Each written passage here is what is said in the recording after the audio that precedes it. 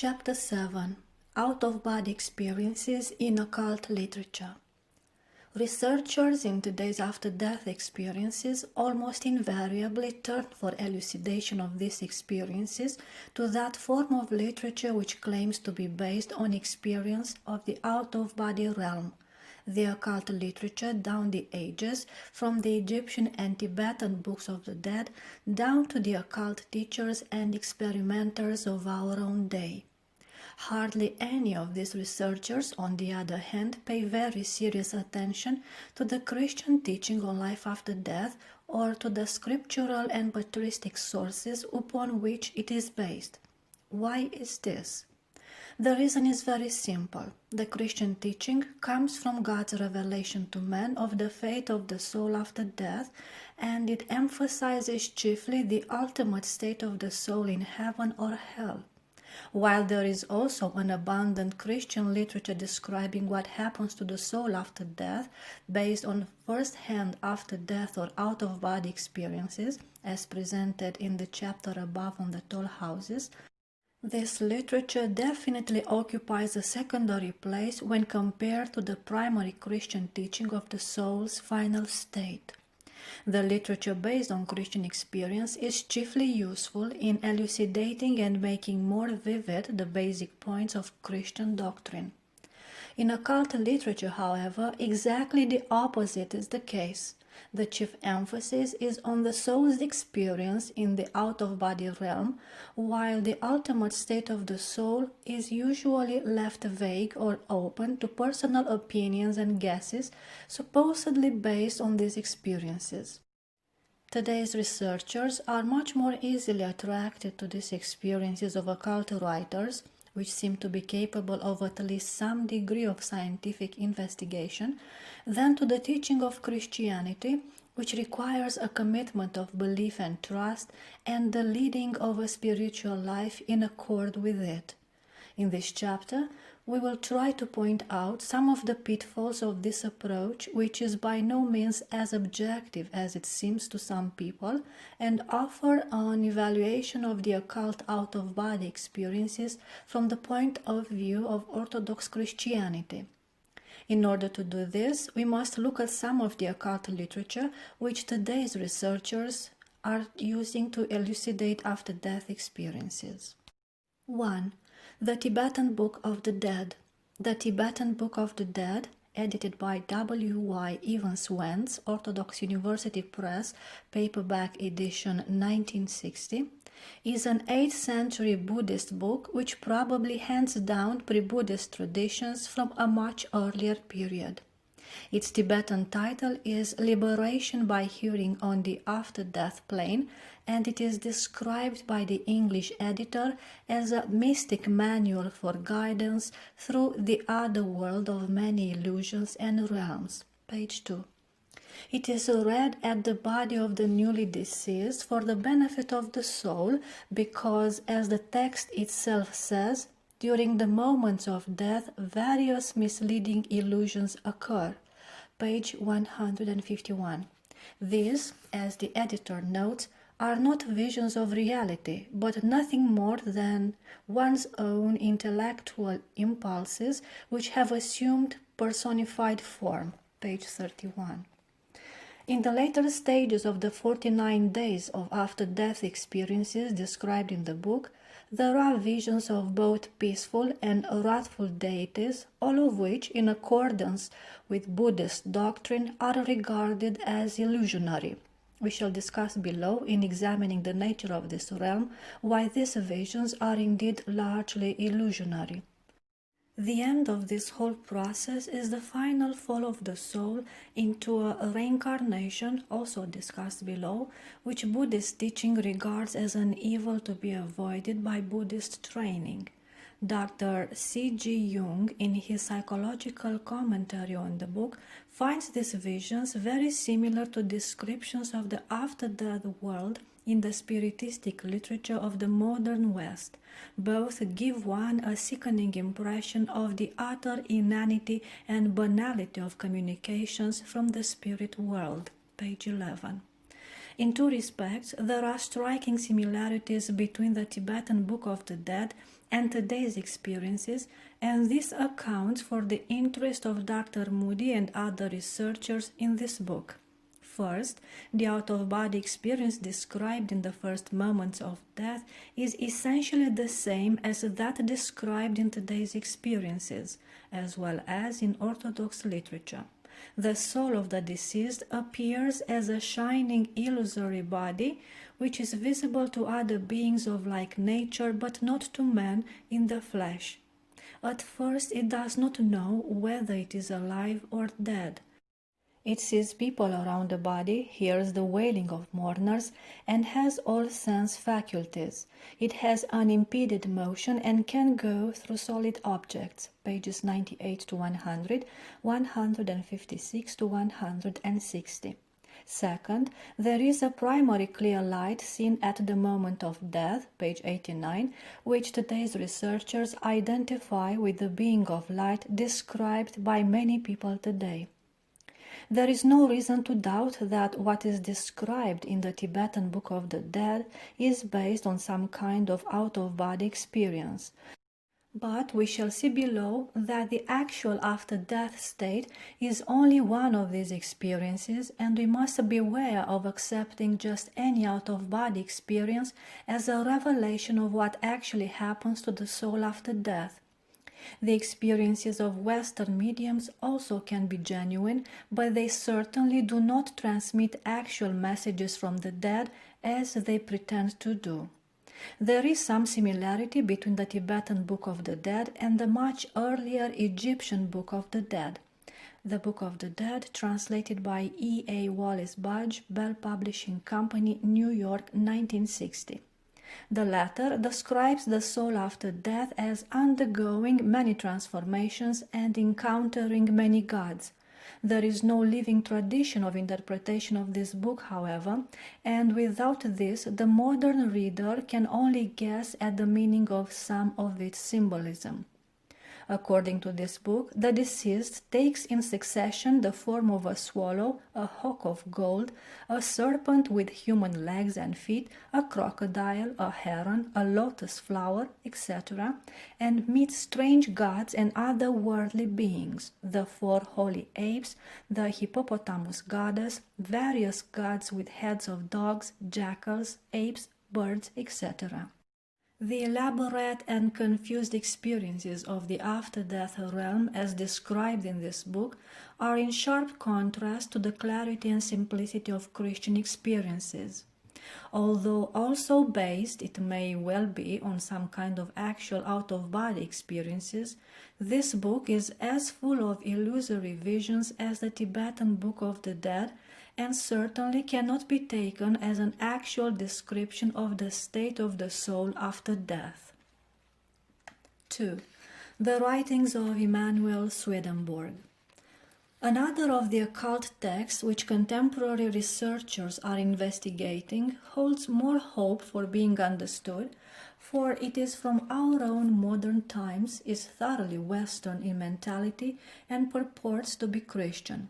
The writings of the Swedish visionary Emanuel Swedenborg, 1688-1722, describe the visions of another world which began to appear to him in midlife. Before the visions began, he was a typical intellectual of 18th century Europe, fluent in many languages, a scholar and scientist and inventor, a man active in public life as an overseer of Sweden's mining industries and a member of the House of Nobles. In short, a universal man in the early age of science, when it was still possible for one man to master almost all the knowledge of his day. He wrote some 150 scientific works, some of which, such as his 4-volume anatomical treatise The Brain, were far ahead of his time. Then, in the 56th year of his life, he turned his attention to the invisible world, and in the last 25 years of his life, he produced an immense number of religious works describing heaven, hell, angels and spirits, all based on his own personal experience. His descriptions of the invisible realms are disconcertingly earth-like. In general, however, they are in agreement with the descriptions of most occult literature. When a person dies, according to Swedenborg's account, he enters the world of spirits, which is halfway between heaven and hell. Emanuel, Swedenborg, Heaven and Hell, translated by George F. Dole, Swedenborg Foundation, New York, 1976, section 421. This world, although it is spiritual and not material, is so much like material reality that a person does not know at first that he has died. He has the same kind of body and sense faculties as when in his earthly body. At the moment of death, there is a vision of light, something bright and hazy, and there is a review of one's life and its good and evil deeds. He meets his friends and acquaintances from this world, and for some time he continues an existence very similar to the one he had on earth, except that everything is much more inward. One is drawn to those things and persons for which one has love, and reality is determined by thought. As soon as one thinks of a loved one, that person becomes present as though called. Once one becomes used to being in this spirit world, he is taught by his friends concerning heaven and hell, and is taken to various cities, gardens, and parks. In this intermediate world of spirits, one is prepared for heaven in a process of education that takes anywhere from a few days to a year. But heaven itself, as described by Swedenborg, is not too different from the world of spirits, and both are very similar to earth. There are courtyards and halls as on earth, parks and gardens, houses and bedrooms for angels, with many changes of clothing for them. There are governments and laws and law courts, all of course more spiritual than on earth. There are church buildings and church services with clergymen who give sermons and who become confused if anyone in the congregation disagrees with them. There are marriages, schools, the raising and education of children, public life, in short, almost everything to be found on earth that can become spiritual. Swedenborg himself talked with many of the angels in heaven, all of whom he believed were only the souls of the dead, as well as with the strange inhabitants of Mercury, Jupiter, and other planets. He argued with Martin Luther in heaven and converted him to his own beliefs, but was unsuccessful in persuading Calvin out of his belief in predestination. Hell is described as a similarly earth-like place where the inhabitants are characterized by self-love and evil actions. One can easily understand why Swedenborg was dismissed by most of his contemporaries as a madman, and why even until quite recently his visions have seldom been taken seriously.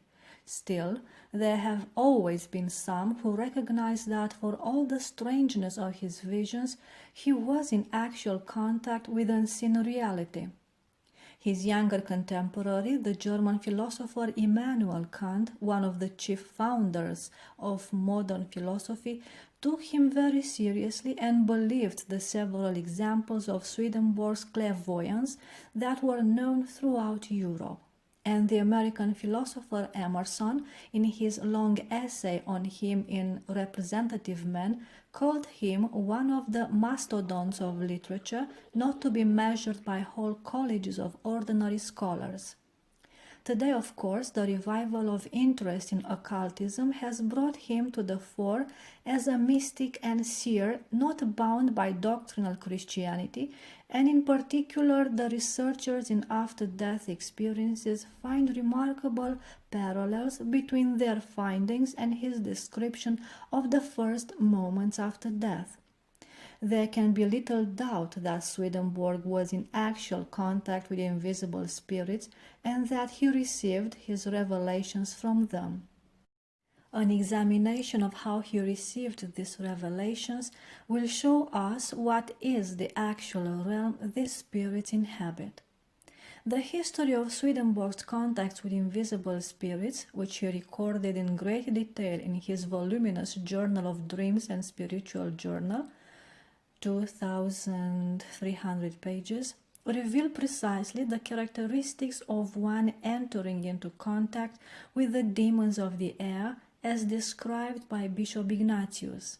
From childhood, Swedenborg practiced a form of meditation involving relaxation and intense concentration. In time, he began to see a splendid flame during his meditation, which he accepted with trust and interpreted as a sign of approval of his ideas.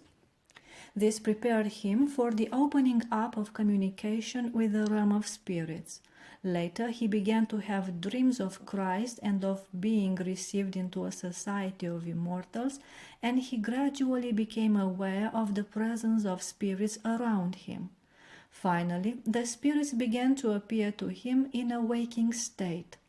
The first of these latter experiences occurred when he was traveling in London.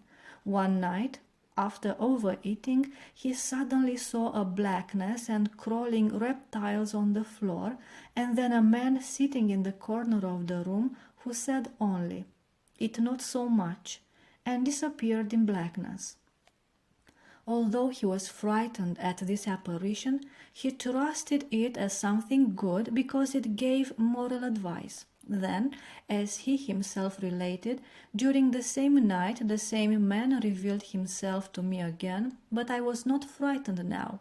He then said that he was the Lord God, the creator of the world and the Redeemer, and that he had chosen me to explain to men the spiritual sense of the Scripture, and that he himself would explain to me what I should write on this subject.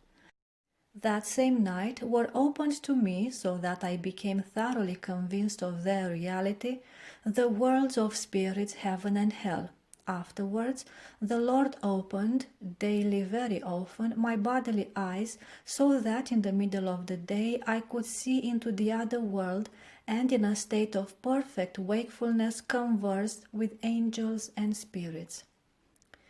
R.L. Tafel, Documents Concerning Swedenborg, Volume 1, pages 35 to 36. C. Wilson van Dusen, The Presence of the Other World, The Psychological Spiritual Findings of Emanuel Swedenborg, Harper and Row, New York, 1973, pages 19 to 63, for a description of the opening of Swedenborg's spiritual eyes.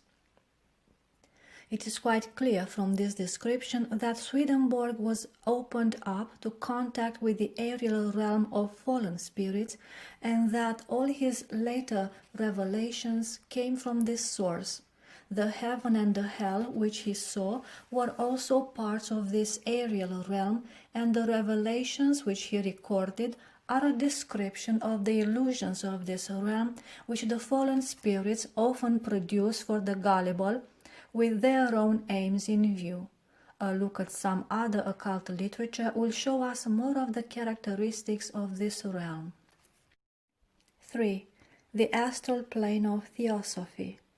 19th and 20th century Theosophy, which is an amalgamation of the occult ideas of East and West, teaches in detail concerning this aerial realm, which it sees as composed of a number of astral planes. Astral, meaning of the stars, is a fanciful term to refer to the level of reality above the earthly. According to one resume of the teaching, the astral planes comprise the habitations of all supernatural entities, the locale of gods and demons, the void where the thought forms dwell, the region inhabited by spirits of the air and other elements, and the various heavens and hells with their angelic and demonic hosts. With the help of ritual procedures, trained persons believe that they can arise on the planes and experience these regions in full awareness. Benjamin Walker, Beyond the Body, the Human Double and the Astral Planes, Routledge and Kegan Paul, London, 1974, pages 117-118. According to this teaching, one enters the astral plane or planes, depending on whether this realm is viewed as a whole or in its separate layers, at death, and as in Swedenborg's teaching, there is no sudden change in one's state and no judgment. One continues to live as before, only outside the body, and begins to pass through all the subplanes of the astral plane on his way to the heaven world. A. E. Powell, The Astral Body, The Theosophical Publishing House, Within, 1972, page 123. Each subplane is increasingly refined and inward, and the progression through them, far from involving fear and uncertainty as do the Christian toll houses, is a time of pleasure and joy. The joy of life on the astral plane is so great that physical life in comparison with it seems no life at all.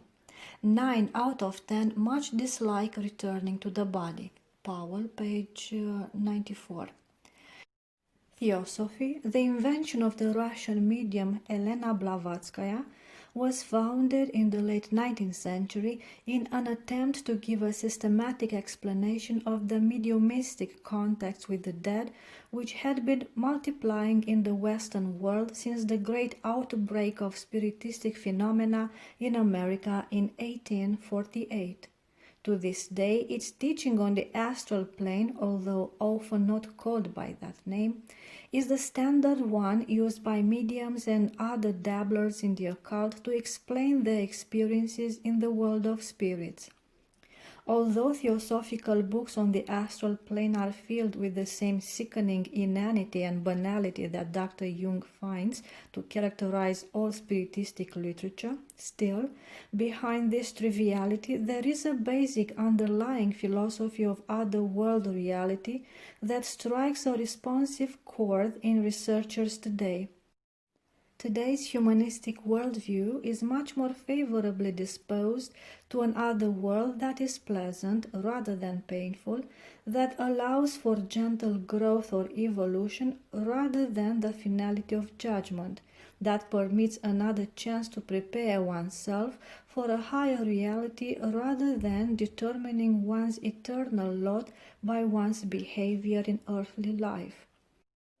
The teaching of Theosophy gives exactly these characteristics demanded by the modern soul, and it claims to be based on experience.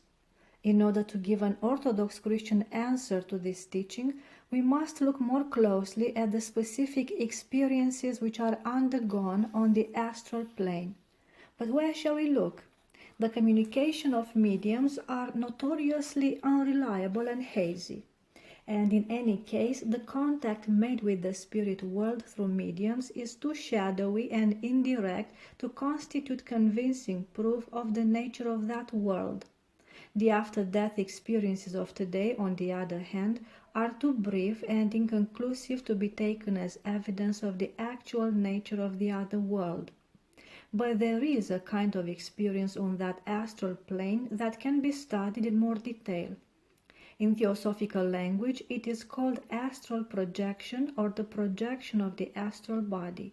It is possible through the cultivation of certain mediumistic techniques not merely to enter into contact with discarnate spirits as ordinary mediums do when their seances are genuine, but actually to enter into their realm of being and travel in their midst.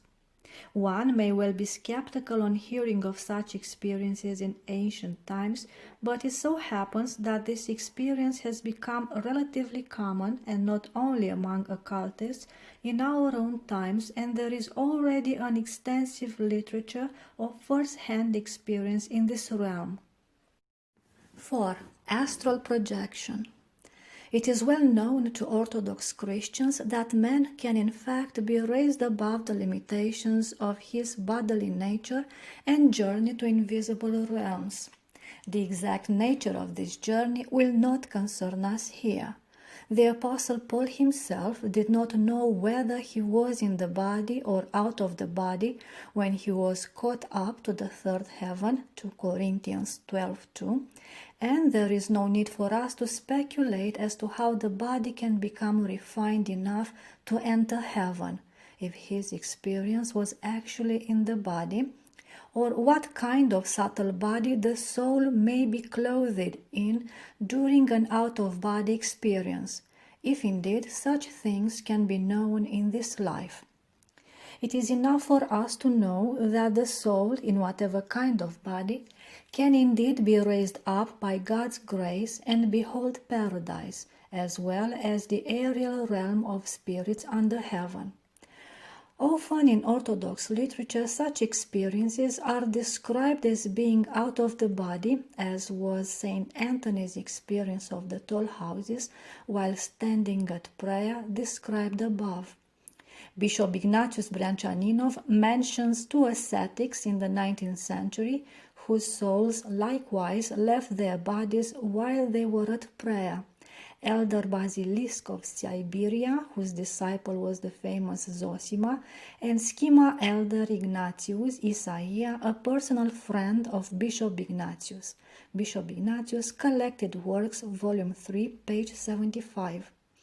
The most striking out-of-body experience in the Orthodox lives of saints is probably that of Saint Andrew the Full for Christ of Constantinople, 10th century, who, while his body evidently lay in the snow of the city streets, was raised up in spirit to behold paradise and the third heaven, a part of which he described to his disciple who recorded the experience.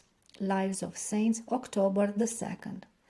Such experiences occur only by the grace of God and quite apart from the will or desire of man. But astral projection is an out-of-body experience that can be sought and initiated by means of certain techniques. This experience is a special form of what Bishop Ignatius describes as the opening of the senses, and it is clear that, since contact with spirits is forbidden to man except by God's direct action, the realm that can be reached by this means is not heaven, but only the aerial realm of the under heaven, the realm inhabited by the fallen spirits. Theosophical texts which describe this experience in detail are so full of occult opinions and interpretations as to be largely useless in giving one an idea of the actual experiences of this realm. In the 20th century, however, there has been another kind of literature dealing with this experience.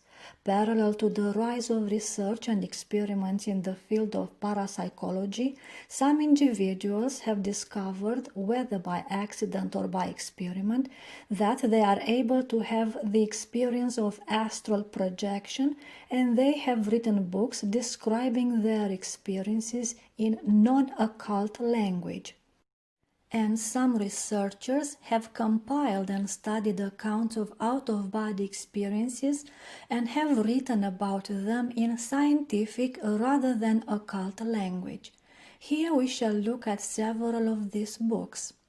The earthly side of out-of-body experiences is well described in a book by the director of the Institute of Psychophysical Research at Oxford, England. Celia Green, Out-of-the-Body Experiences, Ballantine Books, New York, 1975. In answer to an appeal made in September 1966 in the British press and on the radio, the Institute received some 400 replies from persons who claimed to have had personal out-of-body experiences. Such a response indicates both that these experiences are by no means rare nowadays, and that those who have had them are much more willing than in previous years to discuss them without fear of being thought crazy. Dr. Moody and other researchers have discovered the same things with regard to after-death experiences. These 400 persons were given 2 questionnaires to fill out, and the book was the result of a comparison and analysis of the replies to these questionnaires. The experiences described in this book were almost all involuntary ones, which were triggered by various physical conditions: stress, fatigue, illness, an accident, anesthetization, sleep. Almost all of them occurred in the proximity of the body, not in any spirit realm, and the observations made are very similar to those made by people who have had after-death experiences. One views one's own body from outside, possesses all sense faculties, even though in the body one might have been deaf or blind, is unable to touch or interact with one's environment, floats in the air with an extreme sense of pleasantness and well-being. One's mind is clearer than usual.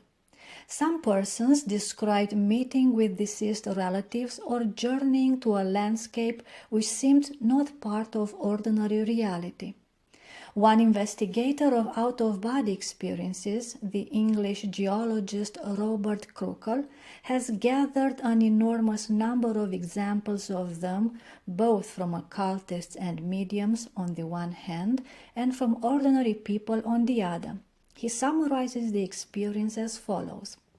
A replica body or double was born from the physical body and took up a position above it.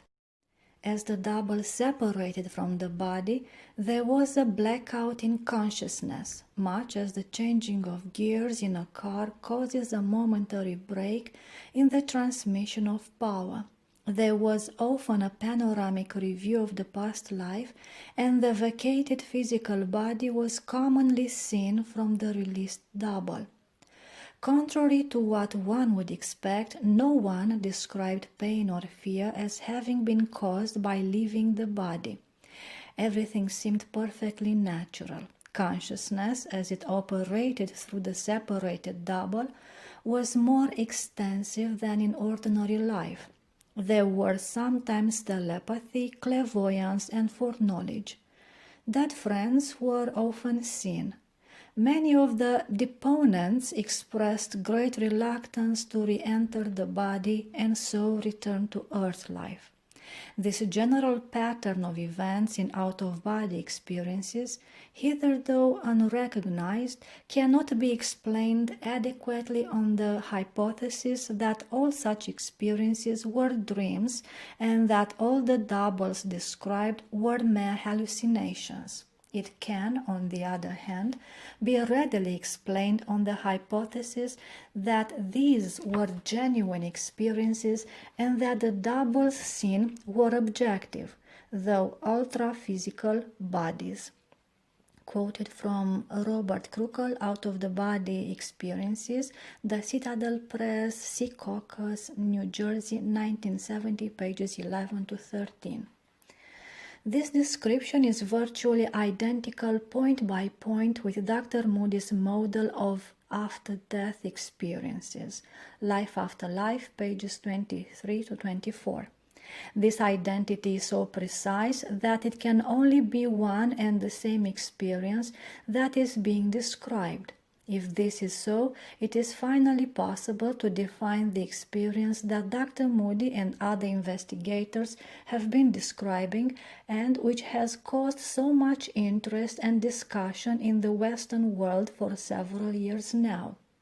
It is not precisely an after-death experience.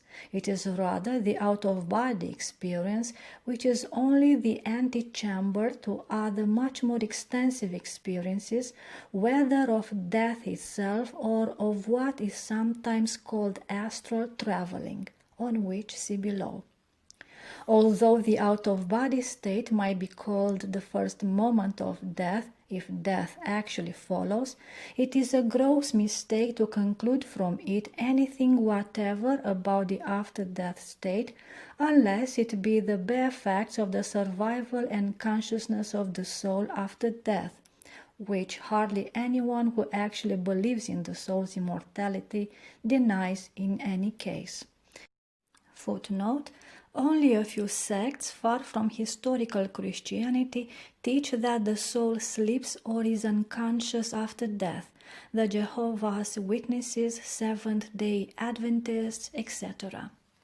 Further, because the out-of-body state is not necessarily bound up with death at all, we must be extremely discerning in sifting the evidence supplied by extensive experiences in this realm.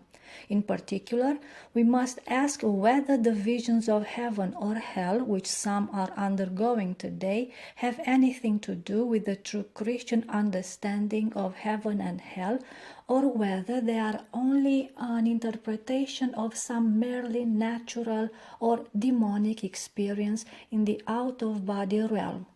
Dr. Krukel, who has been the most thorough investigator in this field up to now, applying to it the same caution and concern for detail that characterized his earlier books on the fossil plants of Great Britain, has gathered much material on paradise and Hades experiences. He finds them both to be natural and virtually universal experiences in the out-of-body state, and he distinguishes them as follows. Those who left their bodies naturally tended to glimpse bright and peaceful paradise conditions, a kind of glorious earth, while those who were forcibly ejected tended to be in the relatively dim, confused, and semi-dreamlike conditions that correspond to the Hades of the ancients. The former met many helpers, including the dead friends and relatives already mentioned. The latter sometimes encountered discarnate would-be hinderers, pages 14 to 15. Persons who have what Dr. Krukel calls a mediumistic bodily constitution invariably pass first of all through a dark, misty Hades region and then into a region of bright light that seems like paradise. This paradise is variously described by both mediums and non-mediums as the most beautiful scenery ever seen, a scene of wondrous beauty, a vast park-like garden, and the light there is a light that never was seen on sea or land, lovely scenery with people dressed in white, page 117, the light became intense, the whole earth was aglow, page 137. To explain these experiences, Dr. Krukel hypothesizes the existence of a total earth which comprises, on the lowest level, the physical earth which we know in everyday life, surrounded by an interpenetrating non-physical sphere with Hades and Paradise belts at its lower and upper boundaries, page 87. This is roughly a description of what in Orthodox language is known as the aerial realm of fallen spirits of the under-heaven or the astral plane of Theosophy. Orthodox descriptions of this realm, however, make no geographical distinctions between upper and lower and emphasize more the demonic deceptions which are an integral part of this realm. Dr. Krukel, being a secular researcher, knows nothing of this aspect of the aerial realm, but he does testify from his scientific point of view to an extremely important fact for the understanding of after-death and out-of-body experiences. The heaven and hell seen by persons in these experiences are only parts or appearances of the aerial realm of spirits and have nothing to do with the true heaven and hell of Christian doctrine, which are the eternal dwelling places of human souls and their resurrected bodies, as well as of immaterial spirits. Persons in the out-of-body state are not free to wander into the true heaven and hell, which are opened to souls only by the express will of God. If some Christians at death see almost immediately a heavenly city with pearly gates and angels, it is only an indication that what is seen in the aerial realm depends to some extent on one's own past experiences and expectations, even as dying Hindus see their own Hindu temples and gods. True Christian experiences of heaven and hell, as we shall see in the next chapter, are of a different dimension altogether. 5. Astral Travelling. Almost all of the recent after-death experiences have been extremely brief. If they had been longer, actual death would have resulted. But in the out-of-body state that is not bound up with near-death conditions, a longer experience is possible. If this experience is of sufficient duration, one can leave one's immediate environment behind and enter an entirely new landscape, not merely for a brief glimpse of a garden or a bright place or a heavenly city, but for an extended adventure in the aerial realm. The astral plane is evidently quite close to every man, and certain critical experiences or mediumistic techniques can project one into contact with it. In one of his books, Dr. Carl Jung describes the experience of one of his patients, a woman who had an out-of-body experience while undergoing a difficult birth. She saw the doctors and nurses around her, but behind her she was aware of a glorious landscape which seemed to be the boundary of another dimension. She felt that if she turned toward it, she would leave this life, but she returned to her body instead. C.G. Jung, The Interpretation of Nature and the Psyche, Routledge and Kegan Paul, London, 1955, page 128.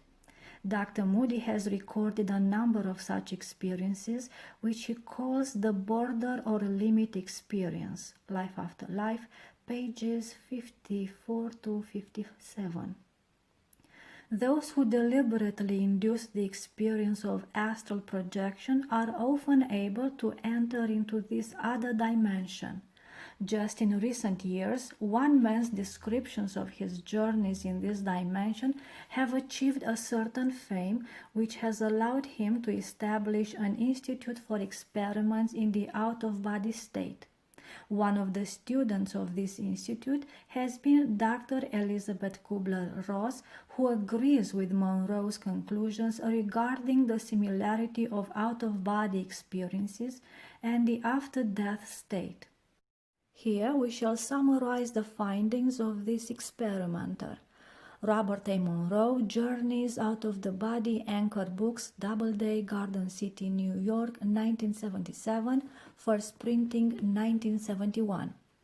Robert Monroe is a successful American business executive, president of the board of directors of a multi-million-dollar corporation, and an agnostic in religion. His out-of-body experiences began in 1958 before he had any interest in occult literature, when he was conducting his own experiments in data learning techniques during sleep.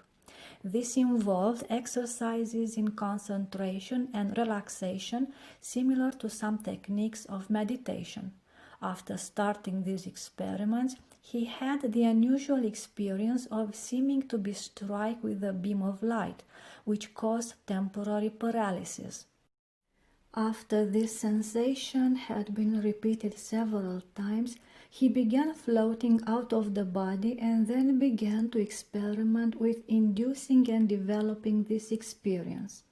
In this beginning of his occult journeys, he reveals the same basic characteristics: a passive meditation, an experience of light, a basic attitude of trust and openness to new and strange experiences, all in conjunction with a practical outlook on life and the lack of any profound awareness or experience of Christianity that opened Swedenborg to his adventures in the world of spirits. At first, Monroe's journeys were to recognizable places on Earth, nearby places in the beginning, then places further away, with some successful attempts to bring back actual evidence of the experiences. Then he began to contact ghost-like figures, the first contact being as part of a mediumistic experiment. The Indian guide sent by the medium actually came for him. Page 52. Finally, he began to enter into contact with strange landscapes seemingly not of Earth. Taking detailed notes on his experiences, which he recorded as soon as he returned to the body, he categorized them all as belonging to three locales. Local 1 is the here-now, the normal, this worldly environment. Local 2 is a non-material environment seemingly immense, with characteristics identical with those of the astral plane. This local is the natural environment of the second body, as Monroe calls the entity that travels in this realm. It interpenetrates the physical world, and its laws are those of thought. As you think, so you are. Like attracts like. In order to travel, one need only think of one's destination. Monroe visited various places in this realm where he saw such things as a group of people wearing long robes in a narrow valley, page 81, and a number of uniformed people who called themselves a target army waiting for assignments, page 82. Local 3 is a seemingly Earth-like reality that is, however, unlike anything known on this earth, with strangely anachronistic features. Theosophists would probably understand this as just another more solid part of the astral plane. After largely overcoming his initial feeling of fear when finding himself in these unknown realms, Monroe began to explore them and to describe the many intelligent beings he encountered there. On some journeys he encountered dead friends and conversed with them, but more often he found strange impersonal beings who sometimes helped him, but just as often failed to respond when he called, who gave vague mystical messages that sound like the communications of mediums who might shake his hand, but were just as likely to dig a hook into his offered hand. Page 89. Some of these beings he recognized as hinderers, beast-like creatures with rubbery bodies that easily change into the shapes of dogs, bats, or his own children.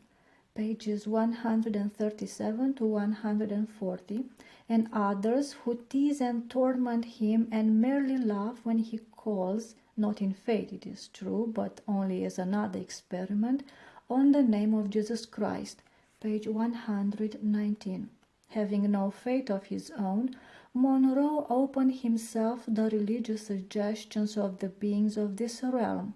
He was given prophetic visions of future events, which sometimes did in fact come to pass as he saw them. Page 145. Once, when a white ray of light appeared to him on the boundary of the out-of-body state, he asked it for an answer to his question about this realm. A voice from the ray answered, "Ask your father to tell you of the great secret." At the next opportunity, Monroe accordingly prayed, "Father, guide me. Father, tell me the great secret." Pages 131 to 132. It is obvious from all this that Monroe, although remaining secular and agnostic in his own religious outlook, gave himself over freely to be used by the beings of the occult realm, who of course are demons.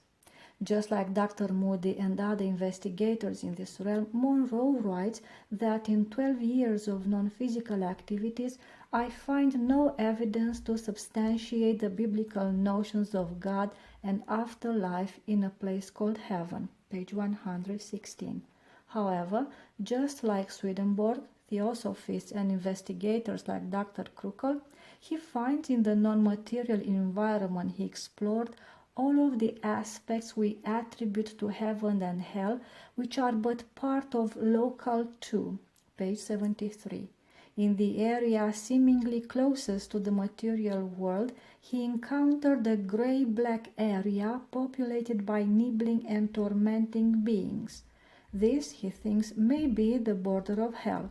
Pages 120 to 121, rather like the Hades region Dr. Krukel has identified. Most revealing, however, is Monroe's experience of heaven. 3 times he traveled to a place of pure peace, floating in warm, soft clouds which were swept by constantly changing colored rays of light. He vibrated in harmony with the music of wordless choirs. There were nameless beings around him in the same state with whom he had no personal contact. He felt this place to be his ultimate home and was lonely for it for some days after the experience ended. Pages 123 to 125. This astral heaven, of course, is the ultimate source of the Theosophy's teaching on the pleasantness of the other world. But how far it is from the true Christian teaching of the kingdom of heaven, far outside this aerial realm, which in its fullness of love and personality and the conscious presence of God has become utterly remote from the unbelievers of our times, who ask nothing more than a nirvana of soft clouds and colored lights. The fallen spirits can easily provide such an experience of heaven, but only Christian struggle and the grace of God can raise one into the true heaven of God. On several occasions, Monroe has encountered the God of his heaven. This event, he says, can occur anywhere in locale too. In the midst of normal activity, wherever it may be, there is a distant signal, almost like heraldic trumpets. Everyone takes the signal calmly, and with it, everyone stops speaking or whatever he may be doing. It is the signal that he or they is coming through his kingdom. There is no awestruck prostration or falling down on one's knees. Rather, the attitude is most matter of fact. It is an occurrence to which all are accustomed, and to comply takes absolute precedence over everything. There are no exceptions. At the signal, each living thing lies down, with head turned to one side so that one does not see him as he passes by. The purpose seems to be to form a living road over which he can travel. There is no movement, not even thought, as he passes by. In the several times that I have experienced this, I lay down with the others. At the time, the thought of doing otherwise was inconceivable. As he passes, there is a roaring musical sound and the feeling of radiant, irresistible living force of ultimate power that peaks overhead and fades in the distance. It is an action as casual as halting for a traffic light at a busy intersection, or waiting at the railroad crossing when the signal indicates that a train is coming. You are unconcerned and yet feel unspoken respect for the power represented in the passing train. The event is also impersonal. Is this God or God's Son or his representative? Pages 122 to 123. It would be difficult to find in the occult literature of the world a more vivid account of the worship of Satan in his own realm by his impersonal slaves. In another place, Monroe describes his own relationship to the prince of the realm into which he penetrated.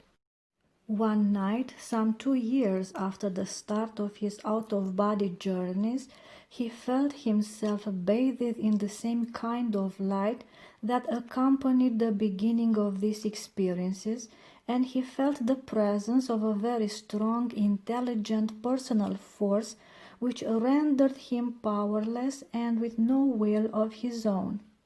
Quote, I received the firm impression that I was inextricably bound by loyalty to this intelligent force, always had been, and that I had a job to perform here on earth. Unquote.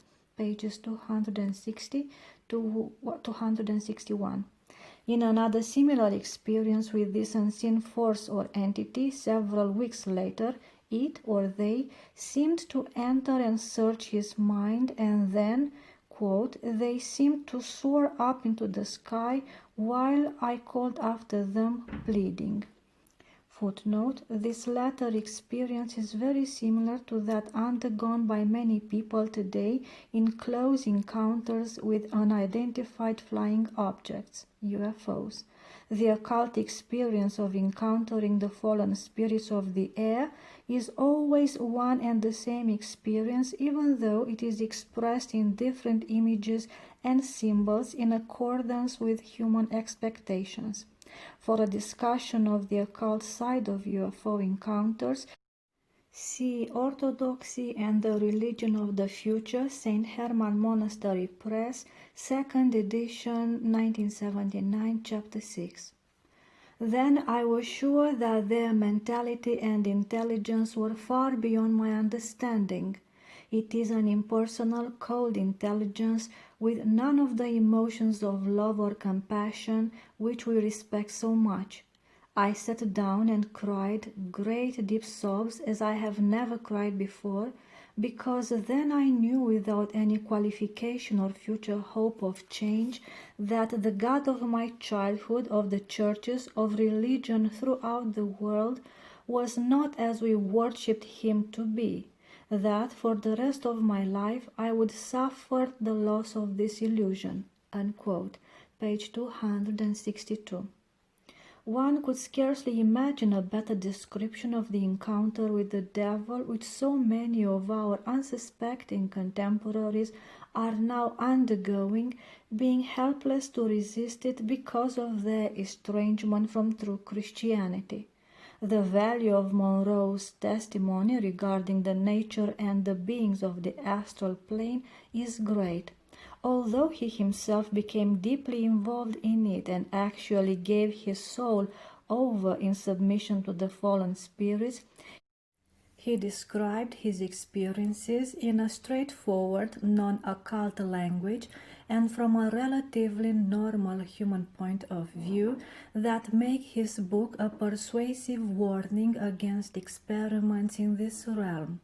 Those who know the Orthodox Christian teaching on the aerial world, as well as on the true heaven and hell which are outside it, can only be the more firmly convinced of the reality of the fallen spirits and their realm, as well as of the great danger of contacting them even through a seemingly scientific approach.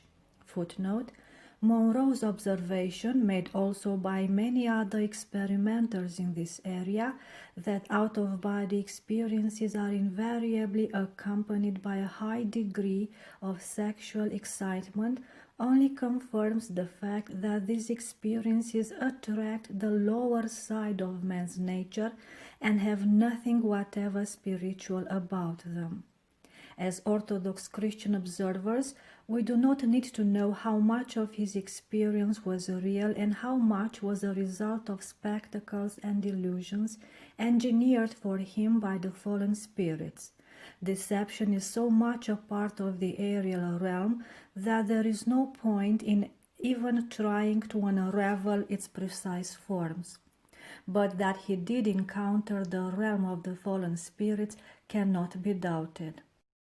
The astral plane can also be contacted, but not necessarily in out-of-body state, through the use of certain drugs. A recent experiment in administering LSD to dying persons has produced very convincing near-death experiences, together with a condensed replay of one's entire life, a vision of blinding light, encounters with the dead and with non-human spiritual beings, and the communication of spiritual messages concerning the truths of cosmic religion, reincarnation, and the like.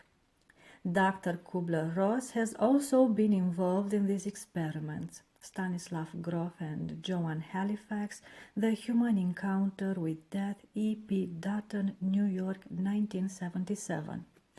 It is well known that the shamans of primitive tribes enter into contact with the aerial world of fallen spirits in out-of-body states, and once initiated into this experience are able to visit the world of spirits and communicate with its beings.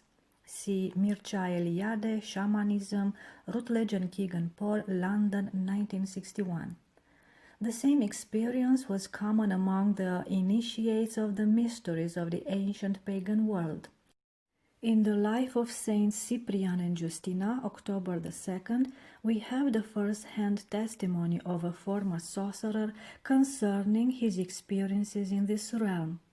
On Mount Olympus, Cyprian studied all manner of diabolical arts. He mastered various demonic transformations, learned how to change the nature of the air.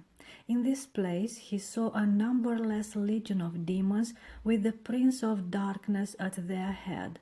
Some stood before him, others served him, still others cried out in praise of their prince, and some were sent into the world in order to corrupt people. Here he likewise saw in their false forms the pagan gods and goddesses, and also diverse phantoms and spectres, the invocation of which he learned in a strict 40-day fast. Thus he became a sorcerer, magician, and destroyer of souls, a great friend and faithful slave of the Prince of Hell, with whom he conversed face to face, being vouchsafed to receive from him great honor, as he himself testified. "Believe me," he said, "I have seen the Prince of Darkness himself. I greeted him and his ancients. He promised to make me a prince after my departure from the body, and for the course of earthly life to help me in everything. The outward appearance of the Prince of Darkness was like a flower. His head was covered by a crown, not an actual but a phantom one, made of gold and brilliant stones, as a result of which the whole space around him was illuminated, and his clothing was astonishing. When he would turn to one or the other side, that whole place would tremble. A multitude of evil spirits of various degrees stood obediently at this throne. I gave myself over entirely into his service at that time, obeying his every command." The Orthodox Word, 1976, number 7, pages 136 to 138. Saint Cyprian does not state explicitly that he had these experiences out of the body. It would indeed seem that more advanced sorcerers and adepts do not need to leave the body in order to achieve full contact with the aerial realm. Swedenborg, even while describing his own out-of-body experiences, stated that most of his contact with spirits was, on the contrary, in the body, but with his doors of perception opened. Heaven and Hell, sections 440 to 442. Still, the characteristics of this realm and one's adventures in it are the same whether one happens to be in or out of the body. One of the famous pagan sorcerers of antiquity, 2nd century, in describing his initiation into the mysteries of Isis, gives a classic example of the out-of-body experience, the contact with the aerial realm, that could be used to describe some of today's out-of-body and after-death experiences. Quote, "I will record of my initiation as much as I may lawfully record for the uninitiated, but only on condition that you believe it. I approached the very gates of death and set one foot on Proserpina's threshold, yet was permitted to return, wrapped through all the elements. At midnight I saw the sun shining as if it were noon. I entered the presence of gods of the underworld, and the gods of the upper world stood near and worshipped them. Well, now you have heard what happened, but I fear you are still none the wiser." Unquote. Footnote: Apuleius, The Golden Ass, translated by Robert Graves, Farrar, Strauss and Jung, New York, 1951, page 280. Proserpine or Persephone was the queen of Hades in Greek and Roman mythology. Conclusions about the out-of-body realm. All that has been said here about out-of-body experiences is sufficient to place today's after-death experiences in their proper perspective. Let us summarize what we have found. 1. These are purely and simply out-of-body experiences, something well known, especially in occult literature, which have been happening with increasing frequency in recent years to ordinary people who are not at all involved in occultism. These experiences, however, in actual fact tell us almost nothing of what happens to the soul after death, except that it does survive and is conscious. 2. The realm into which the soul immediately enters when it leaves the body and begins to lose contact with what we know as material reality, whether after death or in a simple out-of-body experience, is neither heaven nor hell, but an invisible realm close to earth, which is variously called the after-death or Bardo plane, Tibetan Book of the Dead, the world of spirits, Swedenborg and Spiritism, the astral plane, Theosophy and most of occultism, local to Monroe, or, in Orthodox language, the aerial world of the under heaven where fallen spirits dwell and are active in deceiving men for their damnation. This is not the other world that awaits men after death, but only the invisible part of this world that man must pass through to reach the truly other world of heaven or hell. For those who have truly died and are being conducted by angels out of earthly life, this is the realm where the particular judgment begins at the aerial toll houses, where the spirits of the air reveal their real nature and their hostility towards mankind. For all others, it is a realm of demonic deception at the hands of these same spirits. 3. The beings contacted in this realm are always or almost always demons, whether they are invoked by mediums or other occult practices or encountered in out-of-body experiences. They are not angels, for these dwell in heaven and only pass through this realm as messengers of God. They are not the souls of the dead, for they dwell in heaven or hell and only pass through this realm immediately after death on their way to judgment for their actions in this life. Even those most adept in out-of-body experiences cannot remain in this realm for long without danger of permanent separation from the body, death, and even in occult literature such adepts are rarely described as meeting each other. 4. Experiences in this realm are not to be trusted and certainly are not to be taken at their face value.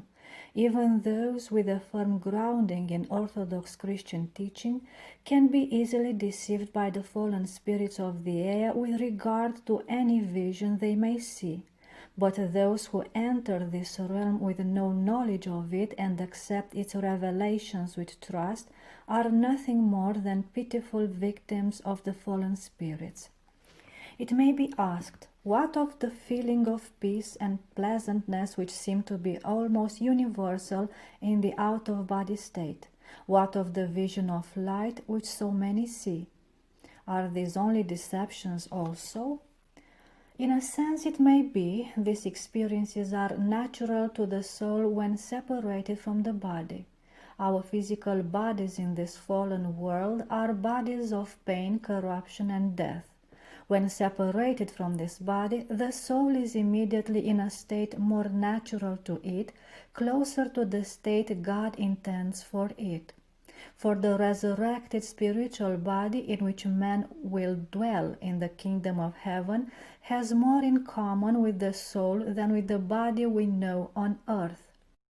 Even the body with which Adam was created in the beginning had a nature different from the body after Adam's fall, being more refined and not subject to pain or travail. In this sense, the peace and pleasantness of the out-of-body experience may be considered real and not a deception. Deception enters in, however, the instant one begins to interpret these natural feelings as something spiritual, as though this peace were the true peace of reconciliation with God, and the pleasantness were the true spiritual pleasure of heaven. This is, in fact, how many people interpret their out-of-body and after-death experiences because of their lack of true spiritual experience and awareness. That this is a mistake may be seen from the fact that even the crudest unbelievers have the same experience of pleasantness when they die. We have already seen this in an earlier chapter in the case of Hindus, an atheist, and a suicide. Another striking example is that of the agnostic British novelist Somerset Maugham, who, when he had a brief death experience just before his actual death at the age of 80, experienced first an ever-increasing light and then the most exquisite sense of release, as he described it in his own words. See Ellen Sprague, The Case of Immortality, New American Library, New York, 1974, page 73. This experience was not in the least spiritual. It was but one more natural experience in a life that ended in unbelief. As a sensuous or natural experience, therefore, it would seem that death is indeed pleasant. This pleasantness may be experienced equally by one whose conscience is clean before God and by one who does not deeply believe in God or eternal life at all, and therefore has no awareness of how he may have displeased God during his lifetime. A bad death is experienced, as one writer has well said, only by those who know that God exists and yet have lived their lives as though he did not. David Winter, Hereafter, What Happens After Death, Herald Shaw Publishers, Wheaton, Illinois, 1977, page 90. That is, those whose consciousness torment them and counteract by their pain the natural pleasures of physical death. The distinction between believers and unbelievers occurs then not at the moment of death itself, but later at the particular judgment. The pleasantness of death may be real enough, but it has no necessary connection whatever with the eternal fate of the soul, which may well be one of torment. All the more is this true of the vision of light. This may be something merely natural also, a reflection of the true state of light for which man was created. If so, it is still a serious mistake to give it the spiritual meaning which the spiritually inexperienced invariably give it. Orthodox ascetic literature is filled with warnings against trusting any kind of light that might appear to one. And when one begins to interpret such a light as an angel or even Christ, it is clear that one has already fallen into deception, waving a reality out of one's own imagination even before the fallen spirits have begun their own work of deception. It is also natural for the soul apart from the body to have a heightened awareness of reality and to exercise what is now called extrasensory perception, ESP. It is an obvious fact, noted both in Orthodox literature and in modern scientific investigations, that the soul just after death and often just before death sees things that bystanders do not see, knows when someone is dying at a distance, etc.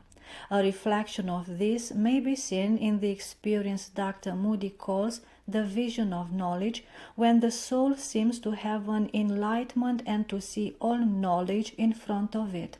Reflections on Life After Life, pages 9 to 14.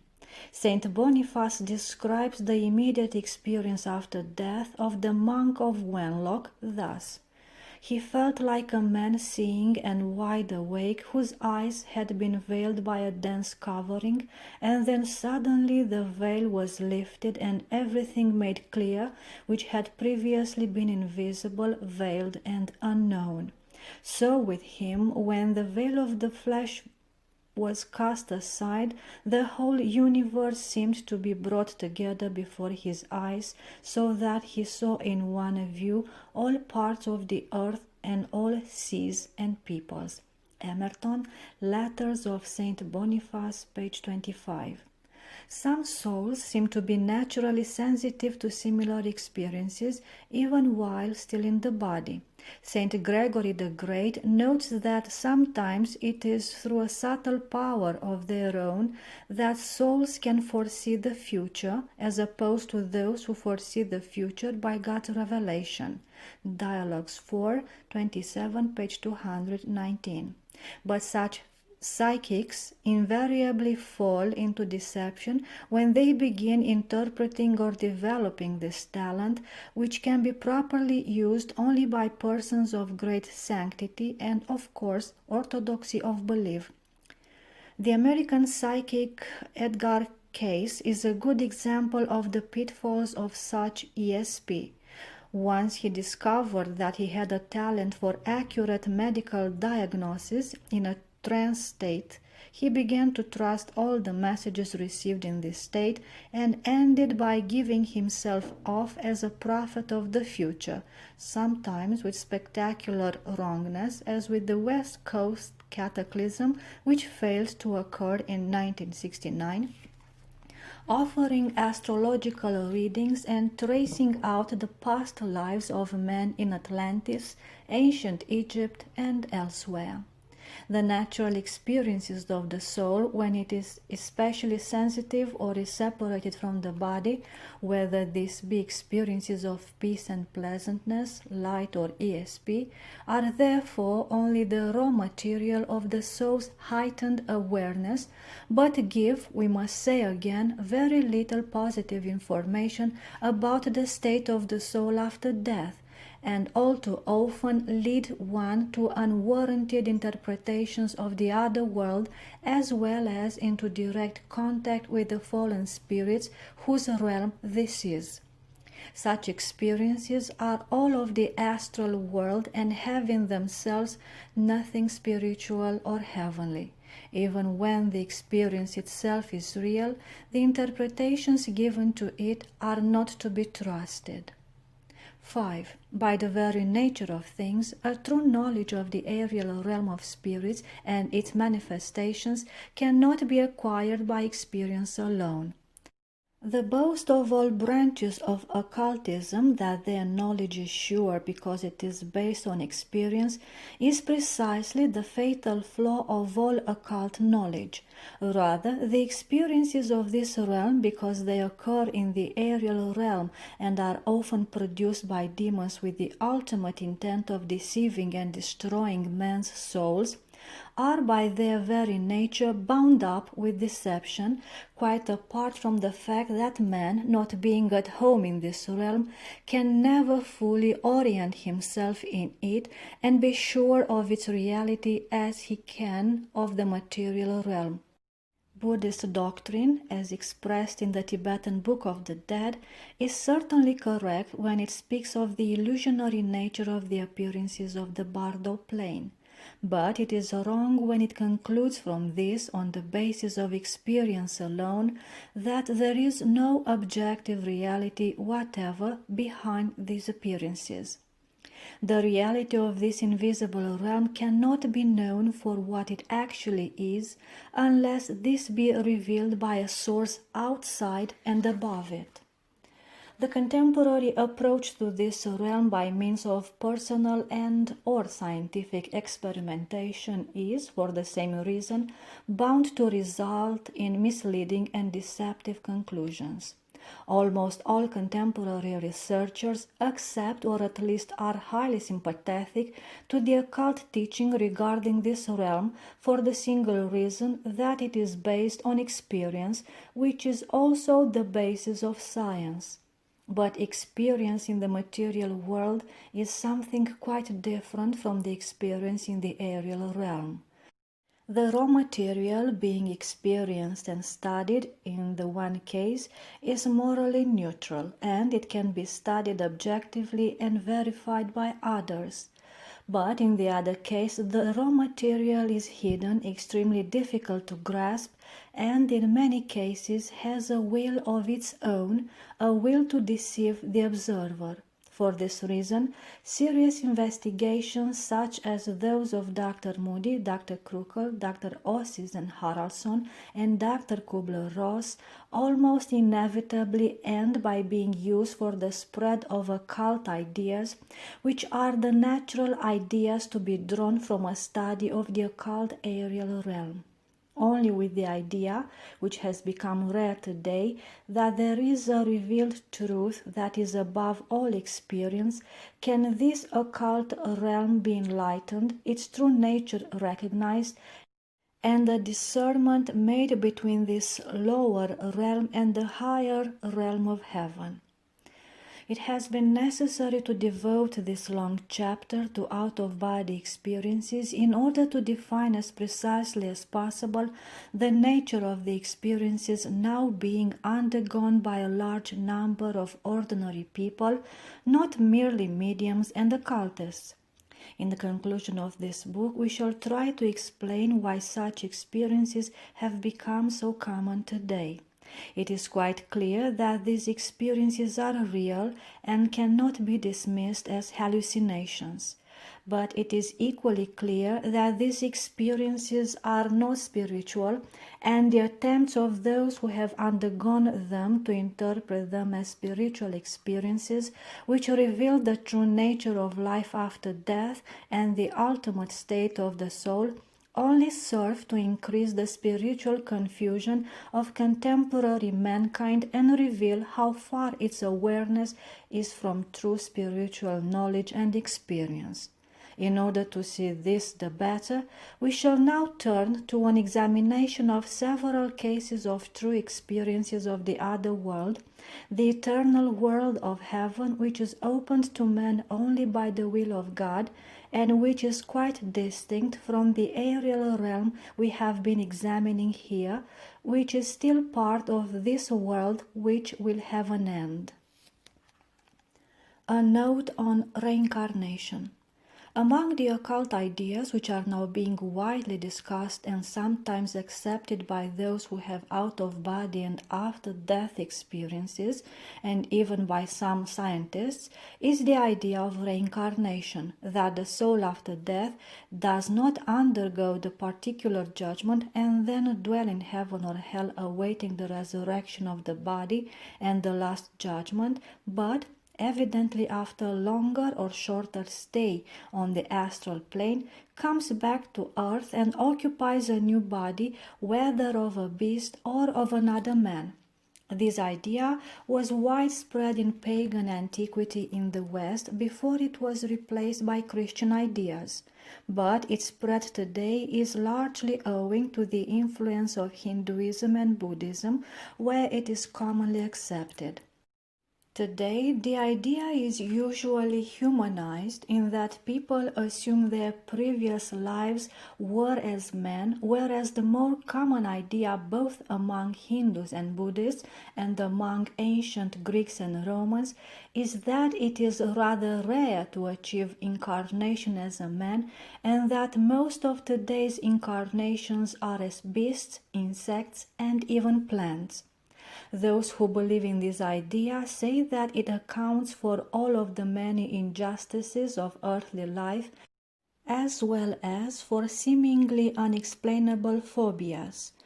If one is born blind or in conditions of poverty, it is as a just reward for one's actions in a previous life, or, as Hindus and Buddhists say, because of one's bad karma. If one is afraid of water, it is because one drowned in a previous existence.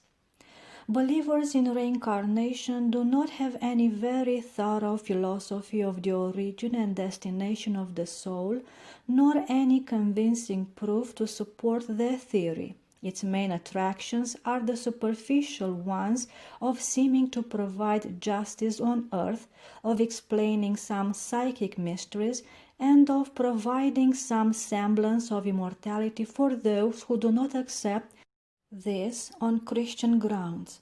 On deeper reflection, however, the theory of reincarnation offers no real explanation of injustices at all. If one suffers in this life for sins and mistakes in another lifetime, which one cannot remember, and for which, if one was previously a beast, one cannot even be held responsible, and if, according to Buddhist teaching, there is even no self that survives from one incarnation to the next, and one's past mistakes were literally someone else's, then there is no recognizable justice at all, but only a blind suffering of evil whose origin is not to be traced out. The Christian teaching of the fall of Adam, which is the origin of all the world's evils, offers a much better explanation of injustices in the world, and the Christian revelation of God's perfect justice in his judgment of man for eternal life in heaven or hell renders unnecessary and trivial the idea of attaining justice through successive incarnations in this world. In recent decades, the idea of reincarnation has achieved a remarkable popularity in the Western world, and there have been numerous cases suggesting the remembrance of past lives.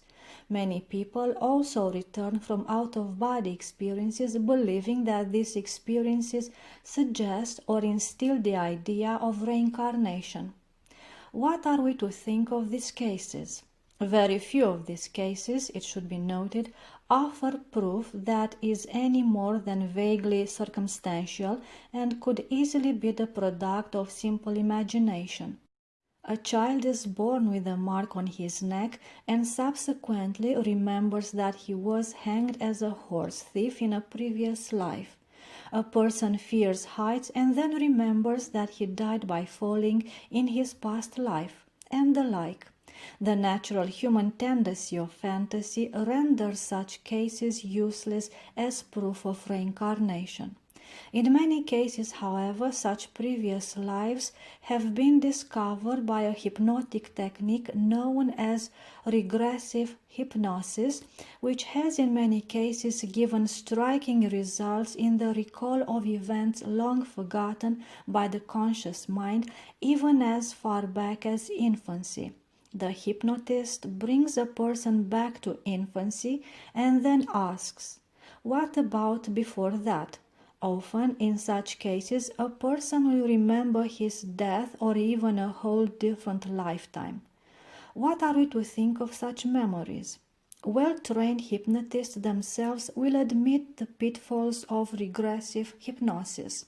Dr. Arthur C. Hastings, a California specialist in the psychology of communication, notes that the most obvious thing that happens under hypnosis is that the person is extremely open to any subtle, unconscious, non-verbal, as well as verbal suggestions of the hypnotist, and they are extremely compliant. If you ask them to go to a past life and they don't have a past life, they will invent one for you. If you suggest that they saw a UFO, they would have seen a UFO. J. Allen Hynek and Jacques Vallée, The Edge of Reality, Henry Regenry's Company, Chicago, 1975, page 107. A Chicago-based hypnotist, Dr. Larry Garrett, who has done some 500 hypnotic regressions himself, notes that these regressions are often inaccurate even when it is only a matter of remembering a past event in this life. A lot of times people fabricate things from either wishful thinking, fantasies, dreams, things such as this. Anyone who is into hypnosis and does any type of regression would find out that many times people have such a vivid imagination that they will sit there and make up all kinds of things just to please the hypnotist. The Edge of Reality, pages 91 to 92.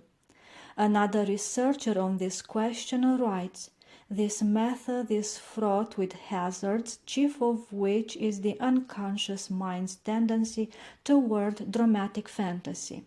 What comes out in hypnosis may be in effect a dream of the kind of previous existence the subject would like to have lived or believes, correctly or incorrectly, that he did live."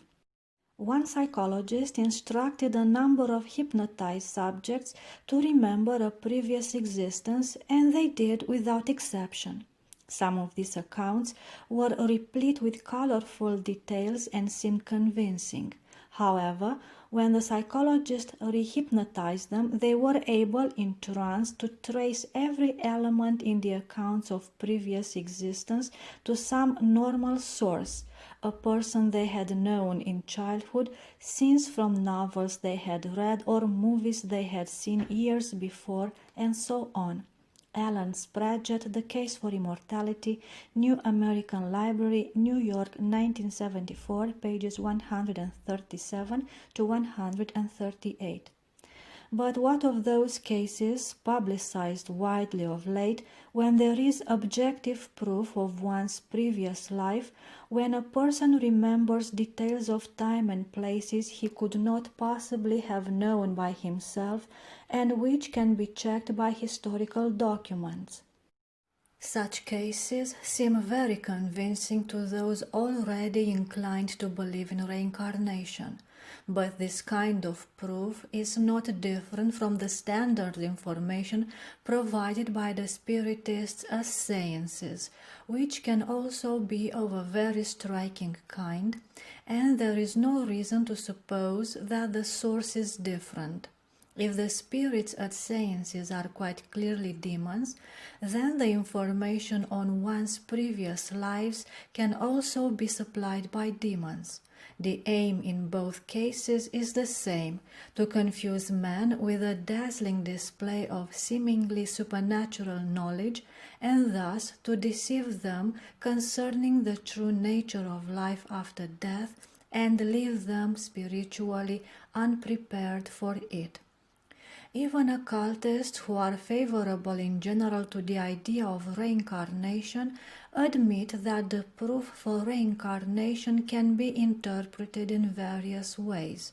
One American popularizer of occult ideas believes that most reported instances giving evidence of reincarnation could possibly be cases of possession. Susie Smith, Life is Forever, G.P. Putnam's Sons, New York, 1974, page 171.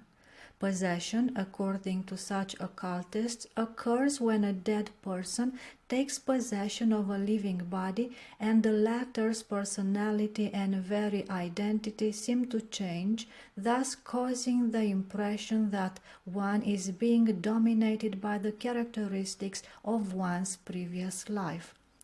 Those beings that possess men, of course, are demons, no matter how much they may masquerade as the souls of the dead. The recent famous 20 cases suggestive of reincarnation by Dr. Jan Stevenson seems indeed to be a collection of cases of such possession. The early Christian Church fought the idea of reincarnation, which entered the Christian world through Eastern teachings such as those of the Manichaeans. Origen's false teaching of the pre-existence of souls was closely related to these teachings, and at the Fifth Ecumenical Council in Constantinople in 553, it was strongly condemned and its followers anathemized. Many individual fathers of the Church wrote against it, notably Saint Ambrose of Milan in the West, on belief in the Resurrection, Book 2, Saint Gregory of Nyssa in the East, on the soul and the resurrection, and others. For the present-day Orthodox Christian who is tempted by this idea or who wonders about the supposed proof of it, it is perhaps sufficient to reflect on three basic Christian dogmas which conclusively refute the very possibility of reincarnation. 1. The resurrection of the body. Christ arose from the dead in the very body which had died the death of all men, and became the first fruits of all men, whose bodies will also be resurrected on the last day and rejoined to their souls in order to live eternally in heaven or hell, according to God's just judgment of their life on earth. This resurrected body, like that of Christ himself, will be different from our earthly bodies in that it will be more refined and more like the angelic nature, without which it could not dwell in the heavenly kingdom, where there is no death or corruption. But it will still be the same body, miraculously restored and made fit by God for eternal life, as Ezekiel saw in his vision of the dry bones, Ezekiel 37, 1:14. In heaven, the redeemed will recognize each other. The body is thus an inalienable part of the whole person who will live forever, and the idea of many bodies belonging to the same person denies the very nature of the heavenly kingdom which God has prepared for those who love him. 2. Our redemption by Jesus Christ. God took flesh and through his life, suffering and death on the cross, redeemed us from the dominion of sin and death. Through his church we are saved and made fit for the heavenly kingdom, with no penalty to pay for our transgressions. But according to the idea of reincarnation, if one is saved at all, it is only after many lifetimes of working out the consequences of one's sins. This is the cold and dreary legalism of the pagan religions, which was totally abolished by Christ's sacrifice on the cross. The thief on his right hand received salvation in an instant through his faith in the Son of God, the bad karma of his evil deeds being obliterated by the grace of God. 3. The judgment. It is appointed unto man once to die, but after this the judgment. Hebrew 9:27.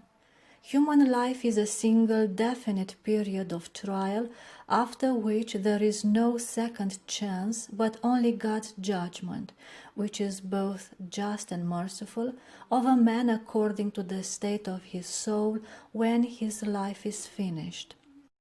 In these three doctrines, the Christian revelation is quite precise and definite, in contrast to the pagan religions, which do not believe either in the resurrection or in redemption, and are vague about judgment and the future life. The one answer to all supposed experiences and remembrances of previous lives is precisely the clear-cut teaching of Christianity about the nature of human life and God's dealings with man.